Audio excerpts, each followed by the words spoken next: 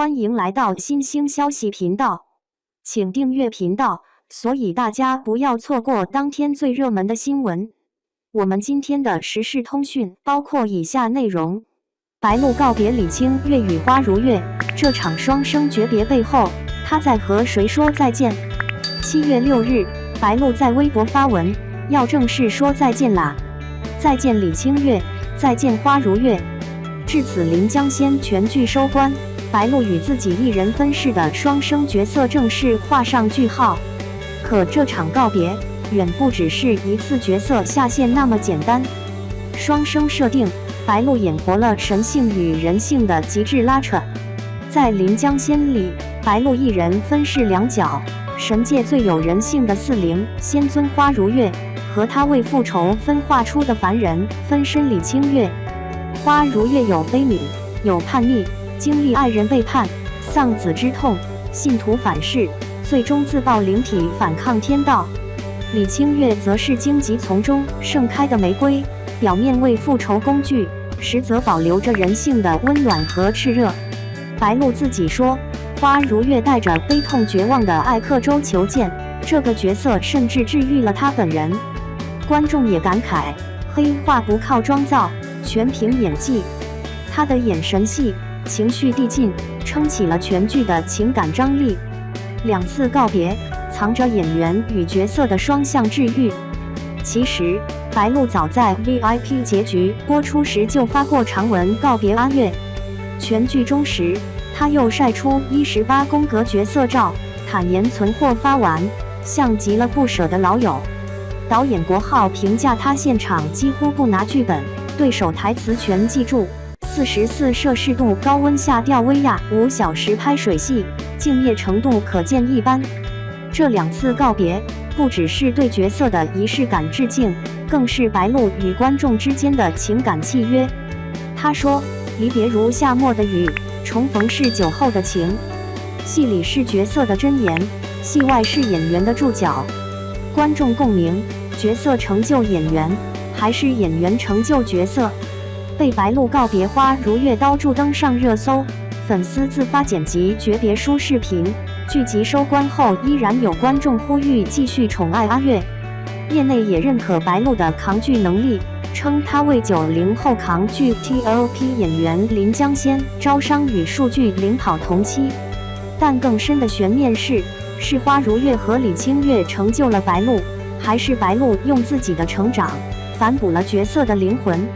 这场双生诀别其实是演员与角色、观众与作品的双向奔赴。戏梦终章，人生未止。白鹿的告别是一场戏梦的终章，也是新征程的起点。正如他所说，行事随心，莫留遗憾。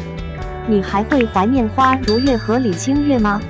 你觉得白鹿的下一个人生角色会是谁？2.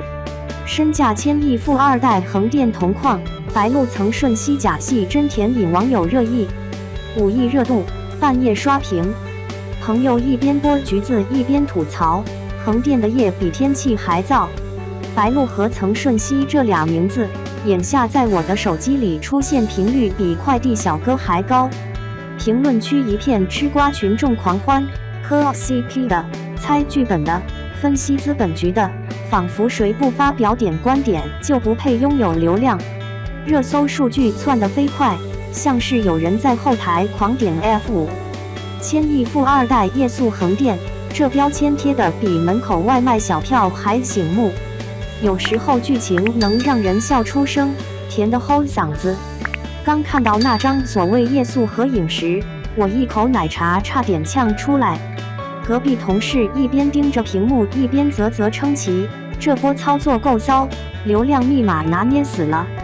弹幕比剧情还精彩，谁都能抛梗，谁都能造梗。假包真甜，不氪白不氪，生活本来就苦，谁还不是靠点糖续命？磕 CP 就像点外卖，明知道没营养，但不点就像少了点什么。说横店是流量机器，那真不是空穴来风。这里日夜切换，剧组轮番上阵，每天都能蹦出点新瓜。豪门二代来体验生活，更像是资本和剧本牵手跳双人舞。白鹿的爽朗和曾舜晞那股冷脸憨憨劲儿，搭起来就像烧烤摊上的羊肉串，明明腌料十足，还要蘸点孜然。谁还记得去年某体育明星转会那阵，新闻一出，评论区全在猜工资单？娱乐圈和体育圈一个玩法，标签先上，故事随后。你以为你在围观，其实你已经是这场流量实验的参与者。有一晚我刷短视频，看着白鹿和曾舜晞走在横店小巷，动作里带着点不经意。弹幕刻到了甜到忧伤，还有人调侃，这要是剧本，编剧也太懂观众了。不止一次，我发现网友的细节捕捉比福尔摩斯还厉害，哪怕是手被贴了创可贴，都会被解读成爱的暗号。数据说话，话题一天能冲上热搜几次，相关视频播放量直接破亿。这场全民课堂，资本笑开花，观众也乐得自得其乐。当然了，反转和质疑总是如影随形。有人坐在键盘另一端，冷眼旁观，富二代夜宿横店，体验生活还是体验观众智商？还有人酸溜溜，他们在横店撒糖，我们在工位上加班。你说扯远了，其实没离开主题。豪门标签、流量玩法、网友心理，这一锅粥搅拌得正香。娱乐圈的套路早就不是秘密，关键在于观众愿不愿意买账。流量时代，真假早就分不清，反正甜是真的。说到豪门和流量，不得不想起前几年 C 罗转会，社交媒体直接爆表。大家讨论的是球技，不，更多关注家里有几套房，年入多少。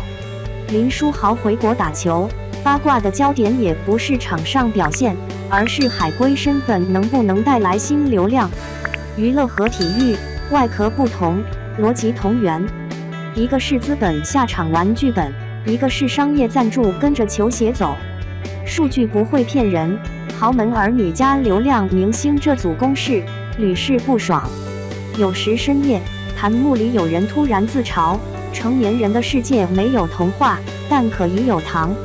我想起小时候追球星，赢球能乐一天，输球直接不写作业。现在看明星八卦，假的也能嗑，真情也能笑，像极了深夜点的一碗泡面，知道没营养还觉得香。谁能扛得住生活的压力？能让嘴角上扬的瞬间，就是救命稻草。再说回白鹿和曾舜晞这一对，细节拉满，无意间的一个眼神，随手递水的小动作，早被网友反复回放，仿佛每一帧都藏着秘密。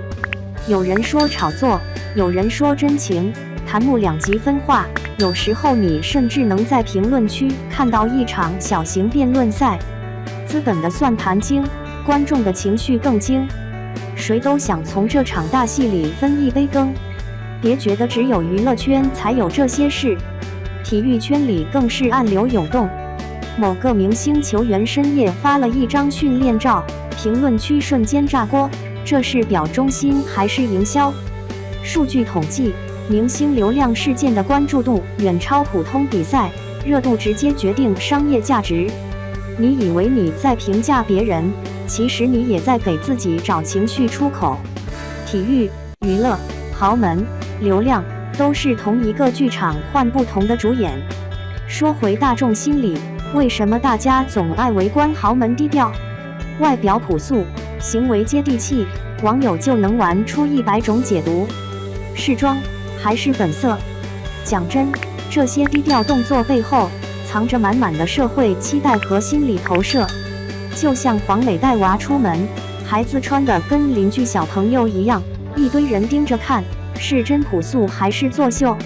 人们对豪门的好奇和苛刻，像极了盯着别人家饭桌的那双眼睛，既羡慕又不服。你可能想不到，横店的夜色下，也藏着无数普通人的梦想。